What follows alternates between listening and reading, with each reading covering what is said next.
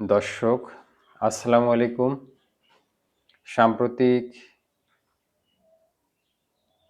বিএনপির ভারপ্রাপ্ত চেয়ারম্যান তারেক রহমান গণভোট প্রসঙ্গে আলোচনা করতে গিয়ে উনি কৃষকের আলুর ন্যায্য মূল্যের সমস্যাকে এ গণভোটের সামনে দাঁড় করিয়ে উনি মূলত জুলাই সনদকে তুচ্ছ-তাচ্ছিল্য করেছেন।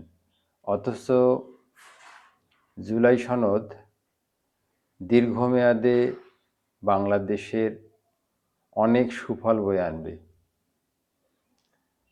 আমি ব্যক্তিগতভাবে মনে করি, কৃষকও যদি তার ফসলের ন্যায্য মূল্য পেতে চায়, তাহলে তাকেও জুলাই সনদের পক্ষে ভোট দিতে হবে।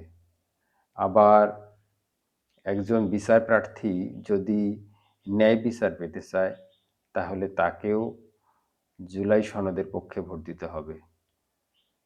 জুলাই সনদ বাস্তবায়িত হলে সকল জুলুমের অবসান ঘটবে।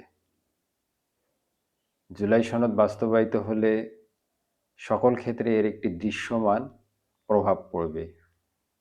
জুলাই সনদ কোনো সাধারণ সনদ নয়।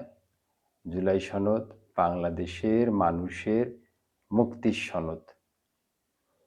জুলাই সনদ বাস্তবায়িত হলে দেশে সকল দুর্নীতি, অনিয়ম বন্ধ হবে বা নিয়ন্ত্রণ হবে। গত ১৭ বছর আওয়ামী লীগ প্রায় ৩০ লক্ষ হাজার কোটি টাকা বিদেশে পাচার করেছে।